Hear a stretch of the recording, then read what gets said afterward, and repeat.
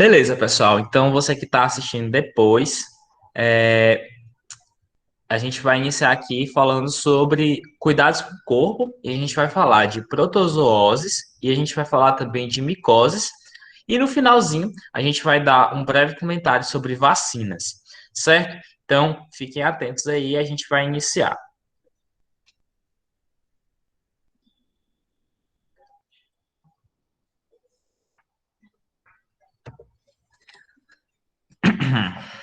Tá. Então, pessoal, a gente já havia falado na verdade, mais de uma vez sobre cuidados com o corpo, né? A gente já falou sobre as doenças causadas por vermes, né?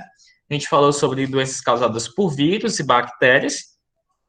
E hoje a gente vai falar sobre protozooses, micoses e sobre vacinas. Então, as protozooses são aquelas infecções causadas por protozoários.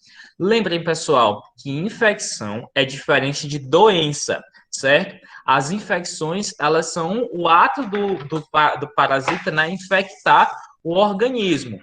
E a doença são a manifestação dos sintomas que são causados por esse parasita.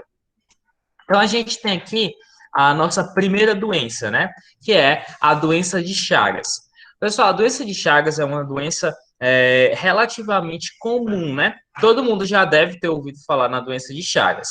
A doença de Chagas tem como agente etiológico, e aqui eu vou abrir um parênteses para explicar novamente o que é agente etiológico. Agente etiológico é aquele agente que causa a doença, ou seja, é aquele que vai provocar a infecção.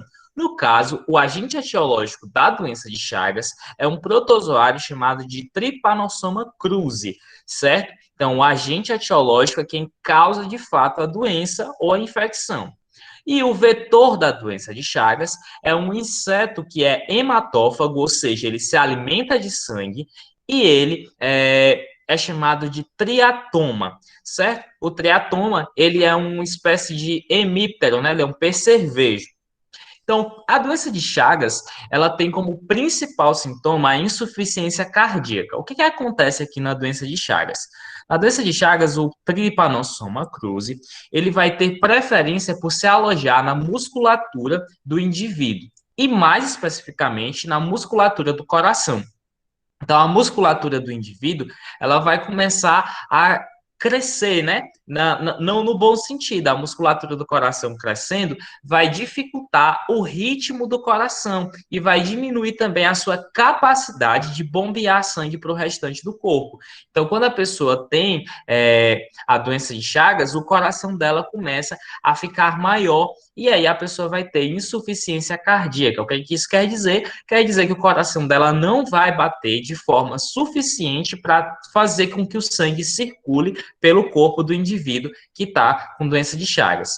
Pessoal, muito importante também saber que a doença de Chagas é uma doença que não possui cura, certo? Hoje em dia a gente já tem diversos tratamentos para a doença de Chagas, mas se você pegar a doença de Chagas, você vai viver com a doença de Chagas pelo resto da sua vida, que pode não ser muito longa, dependendo do estágio que você descobre a doença de Chagas. Se você descobrir a doença de Chagas já muito tarde, provavelmente você não vai sobreviver por muito tempo, que é triste, né? Mas acontece.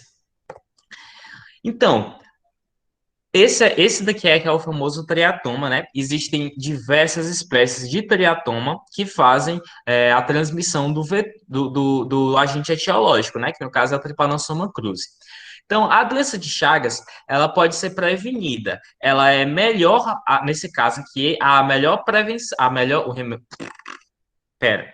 Nesse caso aqui, o melhor remédio é a prevenção, certo? Então, como que você previne a doença de Chagas? Normalmente, a doença de Chagas acomete pessoas de baixa renda que vivem em locais, em casas que são chamadas de casas de pau a pique, né? Que é aquela casa de madeira, aliás, pau a pique? Não, casa de taipa, pessoal, desculpa. A casa de taipa, que é aquela feita de barro com madeira, né? Que é o barro é batido só, então fica muitos buracos naquelas paredes e os animaizinhos, né? Os triatomas, eles podem se alojar lá. O teratoma, normalmente, ele é chamado de barbeiro, né? Comumente, ele é chamado de barbeiro, porque ele pica a pessoa, né? Ele suga o sangue da pessoa, geralmente na região da face, né? Onde seria a barba da pessoa. Isso acontece normalmente porque a pessoa dorme embrulhada, né? E fica só com o rosto do lado de fora. Aí ele vai ter preferência por essa parte. Mas caso a pessoa esteja com outra parte descoberta, nada impede que ele vá lá e pique a pessoa em outro local. Então, o que causa a doença não é a picada do inseto, né? É porque quando o insetinho ele termina de sugar o sangue, né? Ele vai defecar. Quando ele defeca, ele faz o seu cocôzinho lá, a pessoa coça, né? E a coceira que a pessoa faz, né? As ranhuras da pessoa fazem com que o tripanossoma entre em contato com a corrente sanguínea da pessoa e ela vai ser infectada. Então, melhor forma de você não ter doença de Chagas é evitar morar nesse tipo de casa. Obviamente que a pessoa que mora numa casa de taipa, ela não mora lá porque ela quer, né? Então, existe uma série de políticas públicas do governo para incentivar, para dar uma casa digna para essas pessoas, e isso evita que essas pessoas tenham uma doença, né? Além de, claro, ser uma coisa humana, né?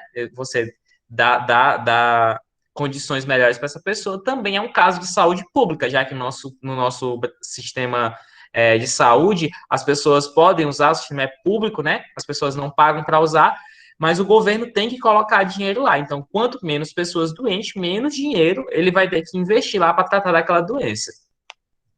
Outra forma de adquirir doença de Chagas é quando você consome alimentos que não são de boa procedência, por exemplo, caldo de cana. Normalmente o barbeiro fica escondido lá entre as palhas da cana, né?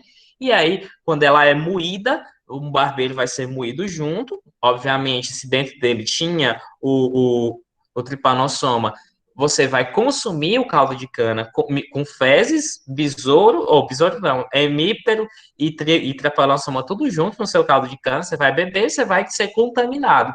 Então, assim, se você for consumir bebidas, principalmente essas tipo caldo de cana, você tem que ir em locais onde você tem certeza que há uma boa inspeção da vigilância sanitária, né? Onde as pessoas vão ter certeza que aquele local está limpo e livre desse tipo de organismo aí, para que você não adoeça, certo? Então, essas aí são as principais informações da doença de Chagas.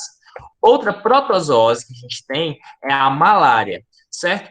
Pessoal, a malária, ela é causada por diversos tipos de plasmódio. Se eu não me engano, são 4 ou 5, mas aqui no Brasil a gente só tem 4. Então, eu coloquei aqui Plasmodium SP, né? Quer dizer que são várias espécies de plasmódio.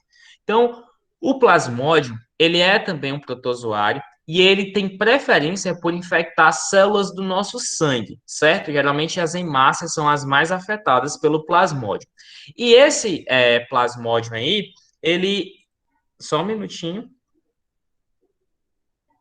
É, e esse plasmódio, ele é transmitido, né, através da picada de um mosquito chamado de Anopheles, certo? Um mosquito do gênero Anopheles. Então, o Anopheles é o vetor e o plasmódio é o agente etiológico. Quem causa a doença é o Anopheles? Não, quem causa a doença é o plasmódio. O Anopheles, ele só faz levar o plasmódio de um lado para outro, certo? Ele é só o vetor. Pessoal, a malária tem como principal sintoma alguns acessos regulares de febre, certo? Então, a pessoa passa um período, geralmente essa febre ocorre entre 3 e 4 dias, né? E aí inclusive os tipos de malária, né? Tem a febre terçã, a febre quartã, tudo isso aí são coisas mais avançadas. Vocês não precisam aprender todos esse ciclo da malária. Vocês só precisam entender que a malária, ela causa esses acessos regulares de febre devido à multiplicação do plasmódio, né? Quando o plasmódio ele está se multiplicando, ele está fazendo sua reprodução, ele causa a explosão dessas células, né? Ele destrói essas células e aí o seu corpo começa a liberar anticorpos, né? E também ele vai aumentar a temperatura para matar esse plasmódio, né? A febre é uma reação de defesa do nosso corpo. Então, você vai ter essas febres regulares devido à multiplicação do organismo dentro do seu corpo. Novamente, aqui a melhor prevenção, o melhor remédio, nossa, tá difícil hoje esse negócio, hein? O melhor remédio é a prevenção, né? Como que você previne isso? Você controla o vetor, certo? Você vai controlar o mosquito anófeles, você vai evitar o contato com anófeles. Como é que você faz isso? Você faz isso telando as janelas, usando repelente. Tudo isso aí são formas de evitar que o mosquito entre em contato com você, certo? Existem medicamentos para malária, né? A malária pode ser tratada com medicamentos. Hoje em dia a gente tem medicamentos, mas são medicamentos muito fortes e que causam efeitos colaterais muito grandes. Então, as pessoas que tomam remédio para malária, elas têm que fazer uma série de tratamentos paralelos ao da malária, porque o remédio normalmente causa problemas, efeitos colaterais bem difíceis de ser tratados, certo? E aí, por fim, a gente tem as micoses, que são as infecções causadas por fungos, certo? Esse micos aí vem de fungo, certo? Então, as micoses, pessoal, elas são geralmente mais simples de ser tratadas, né? As micoses podem ser sistêmicas, quando elas afetam o corpo, a parte de dentro do nosso corpo, por exemplo, se ela afetar os nossos pulmões, o nosso sistema digestório, nosso trato intestinal, tudo isso aí vai ser uma micose sistêmica. Ou ela pode ser uma micose cutânea, certo? Quando é cutânea, ela afeta a nossa pele, geralmente afeta mais a parte externa. A gente vai tratar aqui nesse momento de micoses cutâneas. Por quê? Quando a gente estiver falando lá de sexualidade, a gente vai ver que existem algumas micoses que são transmitidas de forma sexual, certo?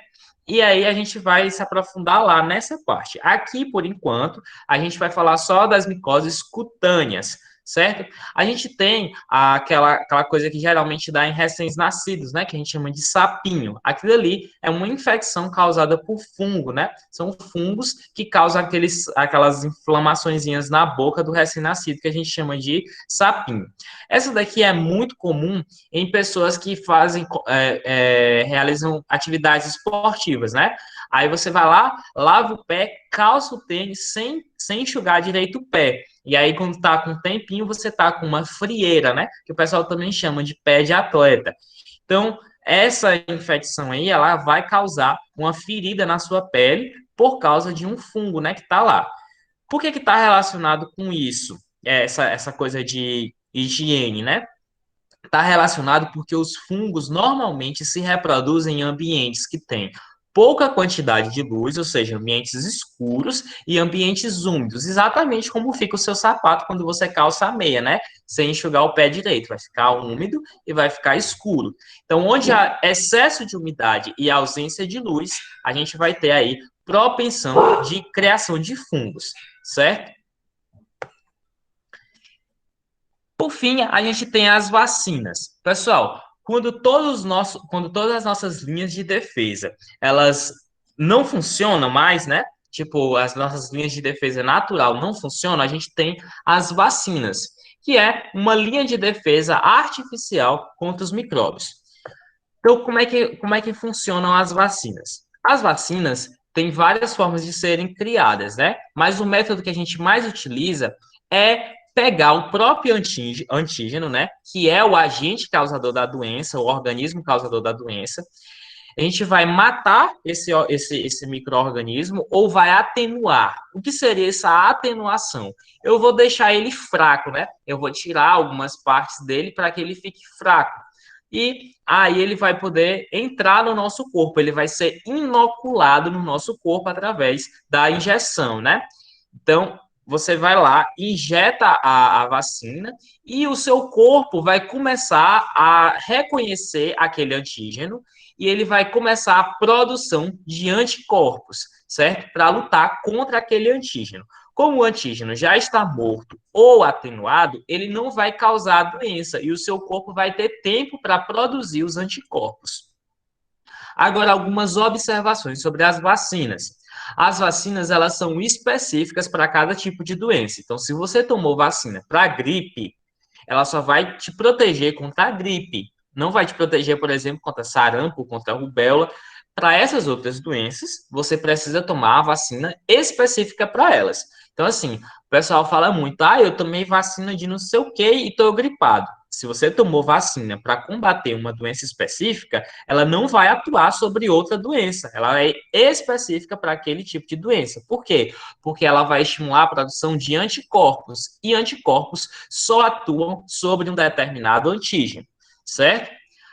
Algumas vacinas podem causar reações adversas. Por exemplo, se na vacina, na composição da vacina, tiver algum componente que você é alérgico, isso pode lhe causar febre, pode lhe causar alergia, inflamação. Tudo isso aí pode acontecer na vacina. Mas a vacina não vai te causar doença. Tipo, você tomou a vacina de gripe, aí você disse, tomei a vacina da gripe e fiquei gripado. Mas não foi a vacina que fez você ficar gripado. Por quê? Porque normalmente quem causa a doença já está morto ou está fraco o suficiente para não causar a doença. E mais uma informação bastante importante, acredito que todo mundo aqui seja inteligente o suficiente para não acreditar nisso, mas é válido falar, vacina não causa nenhum tipo de condição psicológica em crianças. Autismo, vacina não causa autismo. TDAH, vacina não causa TDAH. Nenhuma dessas condições são causadas porque a pessoa foi vacinada, certo? Inclusive, é muito é recomendado que todas as pessoas tomem as vacinas em dia para evitar que pessoas que não podem tomar a vacina por algum tipo de alergia ou por algum tipo de doença não sejam contaminadas. Então, não acreditem nessas histórias de que a vacina causa problemas em você ou em um futuro filho que você venha a ter. Isso é mentira, não acontece. E se acontecesse, as vacinas seriam proibidas, certamente. Então, não acredite nesse tipo de coisa, isso é coisa de gente doida. Beleza?